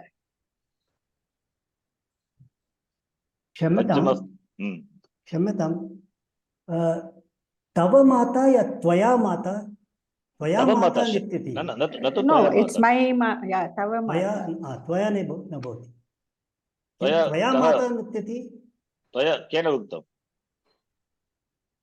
सा उक्तवती किल? उक्तवती वा? तृतीया विभक्ति। नो, तृतीया विभक्ति कथं भवति? तव माता, युवर मदर, षष्ठी एव भवति किल? त्वया इत्युक्ते बै यू। ते माता। तव माता, तव अथवा ते माता? तव ते, तव माता अथवा ते माता? त्वया माता न भवति, त्वया मात्रा इति एव भवति। त्वया मात्रा नृत्यनं, त्वया मात्रा नृत्यनं भवति वा? त्वया मात्रा नर्तनं जानाति वा? न त्वया मात्रा नर्तनं क्रियते वा अथवा त्वया मात्रा इति, त्वया मात्रा किञ्चित् कार्यं तिस्रा विभक्ति क्रियते। तिस्रा किमर्थं तिस्रा? त्रि वै त्रि? तृतीया विभक्ति। ओ तृतीया विभक्ति। यदि विशेष्यं पदं तृतीया विभक्तौ अस्ति तर्हि त्वया भवति। अत्र तु माता तथा युष्मद् इति शब्दयोः सम्बन्धः एव, अतः तृतीया विभक्ति न भवति।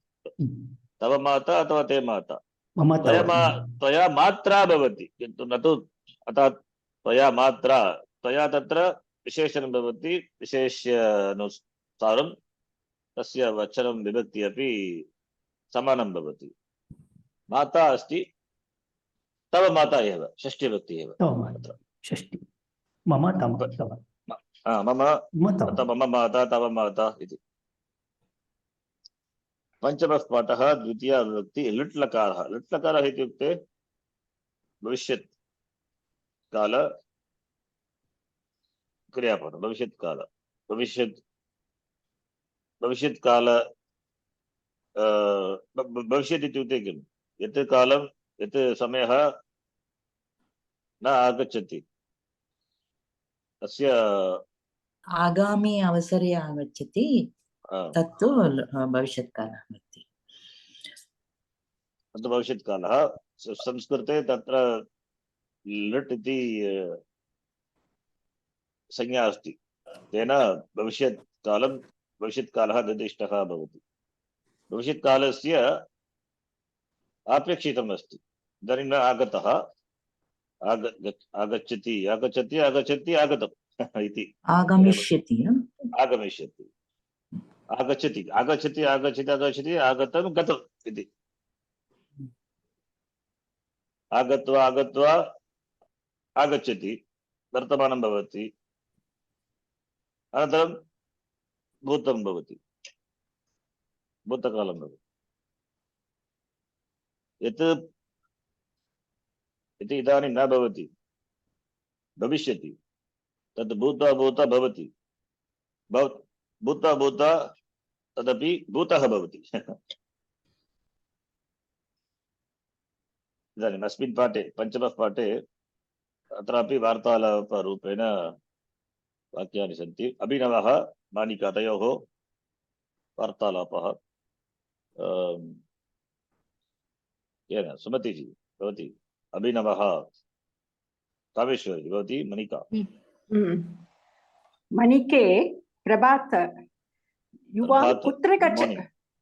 प्रभात युवां कुत्र गच्छतः अभिनव आवां जन्तुशाला गच्छावः तत्र युवां किं किं रक्ष्यतः तत्र आवाम् अनेकान् पशून् द्रक्ष्यावः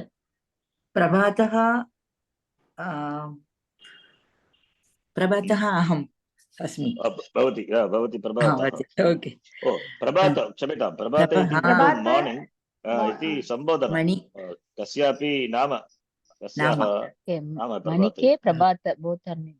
युवा प्रभातः अहम् अस्मि both are there yeah प्रभातः and Manika okay तत्र आवाम् अनेकान् पशून् द्रक्ष्यावः किं तत्र सिंहाः बल्लूकाः हरिणाः सन्ति आम् तत्र वानराः गजाः गण्डकाः मकराः व्याघ्राः अपि सन्ति तत्र युवां शशकान् शल्लकीं नानाविधान् खगान् अपि द्रक्ष्यतः शल्लकी is no शल्लकी is कृपया शब्दकोशं पश्यतु न जानामि शल्लकी इति किञ्चित् स्त्रीलिङ्गपदं स्त्रीलिङ्गम् इति चित्रे अस्ति वा उपरि चित्रे शल्लकी न जानामि शल्लकी इति ऑक्युपाइड इति दत्तं शब्दकोशे ऑक्युपाइड शल्लकी पशुविशेषः शजारु इति ऑक्युपाइड शल्लकी ओके शब्दकोशे दत्तं शशक तत्तु जानीमः नानाविधान् खगान् गण्डकः गण्डक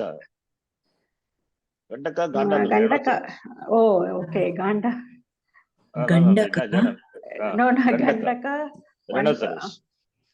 रणसरस् गण्डक इत्युक्ते गाण्डामृगं गाण्डामृगं तमिळ् भाषायां गाण्डामृगं संस्कृते गण्डकाः अपि तत्र सन्ति। खड्गं खड्गं मृगादि खड्ग अपि अन्यपदमपि अस्ति, अन्य नामपि अस्ति। इदानीं मनिका प्रभातः अभिनवः अत्र वार्तालापस्य वर्धनं कृपया कुर्मः। एकं एकेन प्रश्नः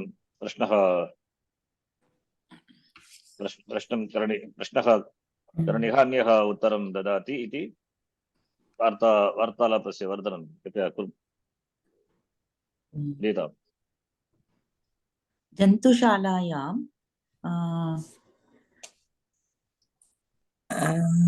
एते एव प्राणिनः सन्ति वा, अन्ये अपि सन्ति वा? जन्तुशालायाम् एते एव प्राणिनः सन्ति वा इति प्रश्नः। वानराः, गजाः, गण्डकाः, मकराः, व्याघ्राः सन्ति। एते प्राणिनः एव सन्ति वा, न तु अन्य? इति अभिनवः पृच्छति। भवती अभिनवः पृच्छति, वदतु, उत्तरं ददातु कोऽपि। मनिका प्रभातः, मनिका कः प्रभातः? ओके, कोऽपि अन्य पशून् पशवः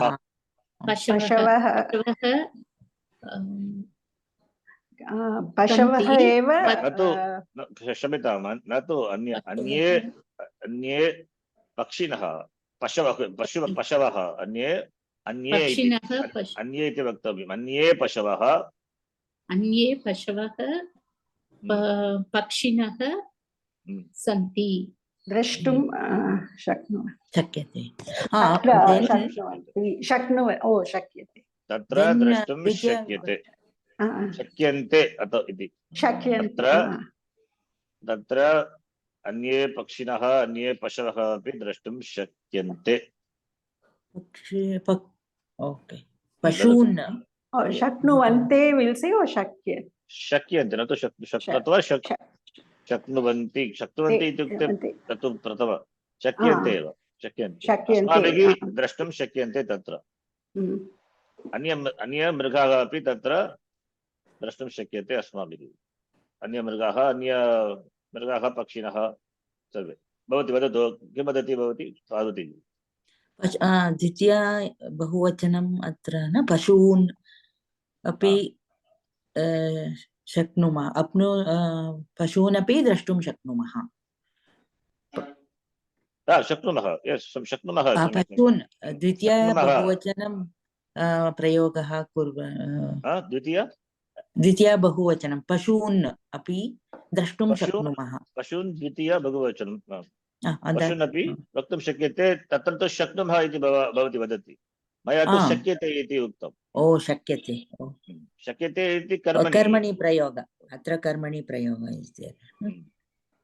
शक्नुमः, वयं तत्र पशून् अपि द्रष्टुं शक्नुमः, वक्तुं शक्यते, कोऽपि दोषः नास्ति। वयं तत्र जन्तुशालायां बहून् पशून् पक्षिणः अपि द्रष्टुं शक्नुमः। अनन्तरं वदतु, कोऽपि कश्चित् प्रश्नः प्रष्टुं शक्यते? कमपि गजमकर कथा जानाति वा? कमपि गजः मकरः कथा जानाति वा? कमपि for anyone I check कोऽपि गज, पुनः एकवारं वदतु। कोऽपि गजः मकरः कथा जानाति वा? गजमकर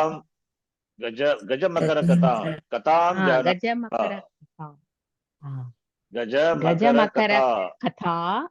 कथां।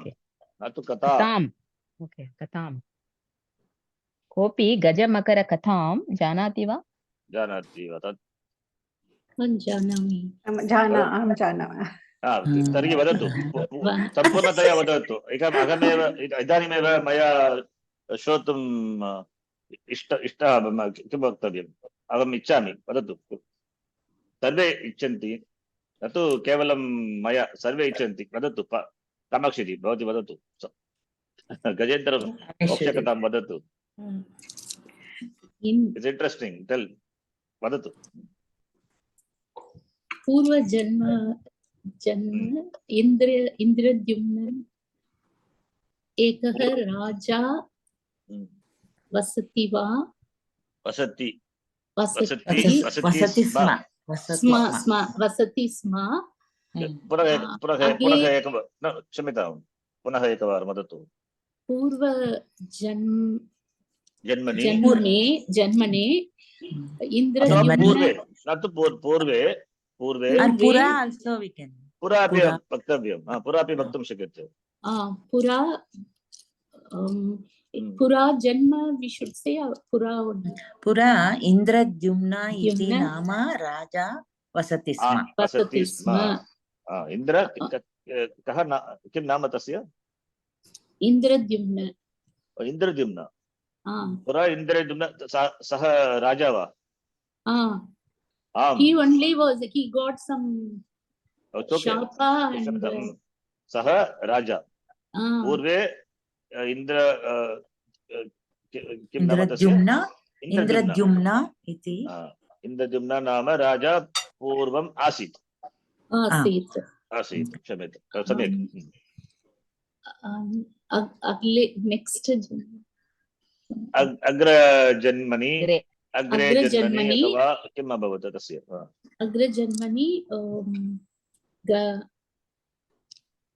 गजेन्द्र नामानि गजेन्द्र नाम्ना नामस्य गजाः जन्म अभवत्। अग्रजन्मनि तस्य गज जन्म अभवत्।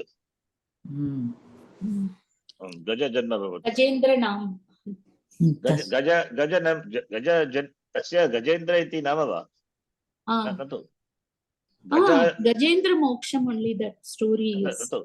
सः तस्य नाम न तु गजेन्द्र, तस्य गज जन्म अभवत्। तस्य गज जन्म अभवत्। It took birth as an elephant. That's it. Gajendra Moksha. He is the king of he is the king of all Gajas, so Gajendra. Yeah. He was called as Gajendra because he was the head of all the elephants. सम्यक्। So तस्य गज जन्म अभवत्, तस्मिन् जन्मनि तस्य नाम गजेन्द्रः। तस्य नाम गजेन्द्रः अस्ति। प्रतिदिनं सः किं करोति स्म? तटाकं गत्वा स्नानं कृत्वा पद्मं नीत्वा, पद्मपुष्पं नीत्वा नारायण मंदिर गत्वा मन्दिरं गत्वा देवस्य पूजां कृतवान्। प्रतिदिनं कृतवान् अस्मिन् जन्मनि करोति। सम्यक्। अनन्तरं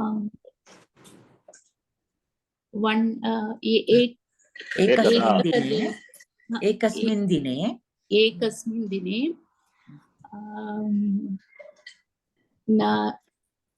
स्नानं यदा सः स्नानं करोति तदा एकः मकरः दिदीर् तस्य पादं झटिति एकः मकरः मकरः तस्य पादं गृह्णाति। गृह्णाति। वो प्रयत्न नहीं, तस्य सः अतीव पीडां सः अतीव पीडाम् अनुभवति। अनन्तरं प्रयत्नं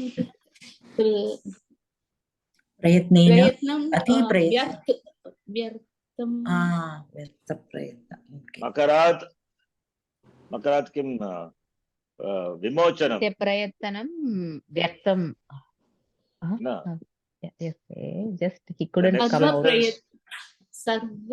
सर्वे प्रयत्नं व्यर्थम् अभवत्. No, how to this one? Vimochanam. मोक्तुम् इच्छति। मकरग्रहणात् मोक्तुम् इच्छति, तदर्थं प्रयत्नं करोति। यद्यपि बहुवारं प्रयत्नं करोति तथापि मकरमुखात् तस्य विफलः अभवत्। तस्य प्रयत्नः विफलः अभवत्।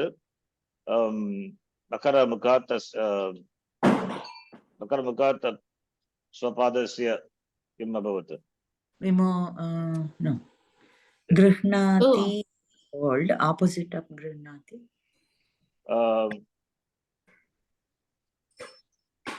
तस्य पादं गजस्य पादनस्य मोचनं तस्य मोचनं न अभवत्। यद्यपि प्रयत्नं करोति तथापि तस्य मकरात् मोचनं न भवति। तर्हि किं कृतवान् सः?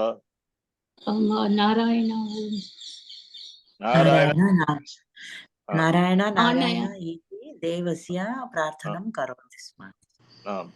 प्रार्थनां करोति स्म। अनन्तरं किम् अभवत्?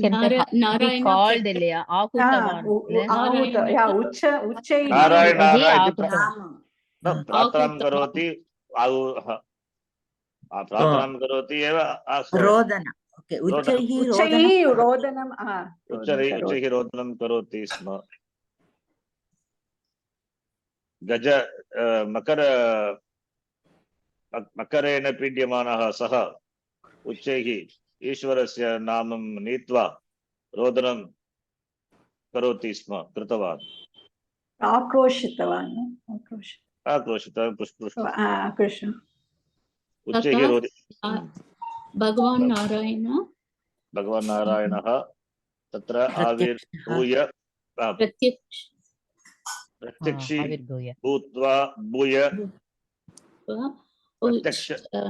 प्रत्यक्षः अभवत्। अथवा आविर्भूय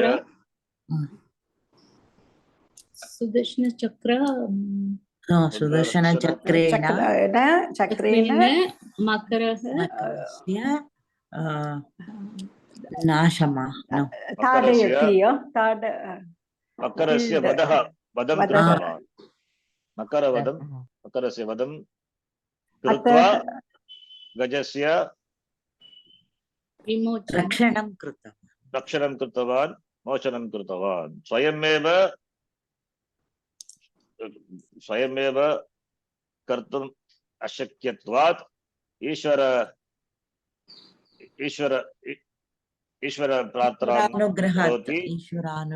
ईश्वरानुग्रहात् तस्य विमोचनम् अभवत्। ईश्वरानुग्रहात् गजस्य विमोक्षः अभवत्। अतः एव तस्याः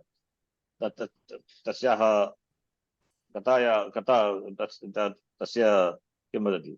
कथायाः नाम गजेन्द्रमोक्षः इति। गजेन्द्रमोक्षः। गजानाम् इन्द्रः गजेन्द्रः, तस्य मोक्षं कथम् अभवत् इति कुत्र अस्ति? भागवते अस्ति किल? गजेन्द्रमोक्षः इति भागवते एव एता कथा अस्ति। But before we could explain, I think we'll get moksha now. No, aham sauchayami sarve they are பிரயத்தனம் what to say நல்லா பண்றாங்க இல்லையா முன்னோட இப்ப पुनः वदतु किं चिन्तितवती भवती सर्वे प्रयत्नं साधु कुर्वन् no I'm saying everyone are doing well than before Samyak kurvanti. That Sharanji should say. Samyak I think that's what I'm saying I think न तु शोचामि इत्युक्ते चिन्तयामि चिन्तयामि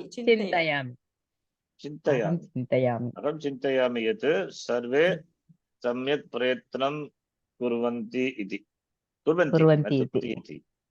न आवश्यकं यत् सर्वे सम्यक् प्रयत्नं कुर्वन्ति इति अहं चिन्तयामि अत्र समाप्तम् एतत् Sharanji, yes, you asked us to remind 7:30.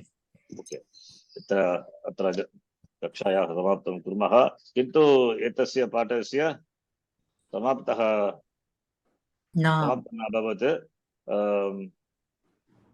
अस्ति अग्रे कक्षायामपि अग्रे कक्षायां किं कुर्मः एतस्य लेसन् पाठस्य अभ्यासं करिष्यामः एतस्याः कथायाः पुनः एकवारं पठामः पाठात् आरभ्य पुनः एकवारं आरम्भतः पठामः आरम्भतः सम्यक् आरम्भतः पुनः एकवारम् आगामि कक्षे पठामः चिन्तयामः अस्मिन् पुस्तके पश्यतु बहवः पाठाः एतावत् सन्ति वार्तालापः कथाः इति अभ्यासः अपि अस्ति किन्तु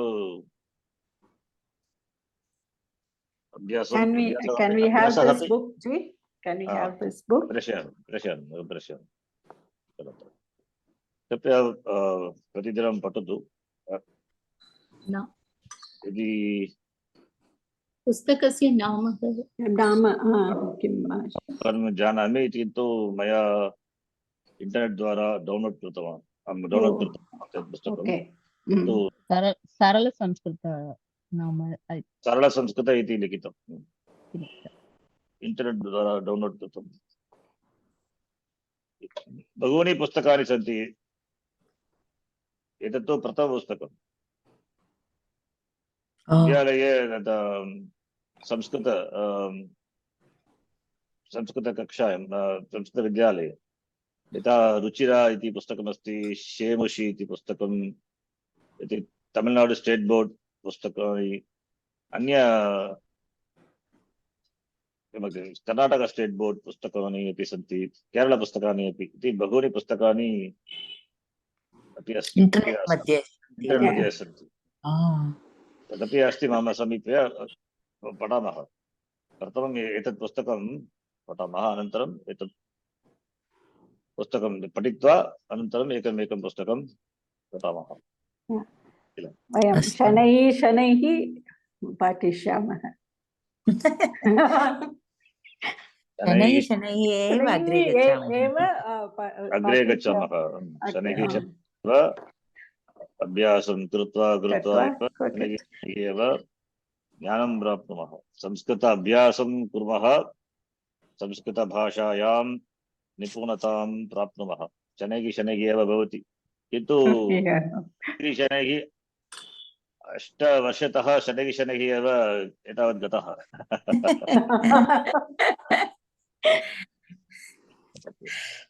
सम्यक् इदानीं समाप्तं कुर्मः धन्यवादः पूर्णमदः पूर्णमिदं पूर्णात् पूर्णमुदच्यते पूर्णस्य पूर्णमादाय पूर्णमेवावशिष्यते ओम शांति शांति शांति। हरि ओम श्री गुरुभ्यो नमः। हरि ओम। धन्यवादः।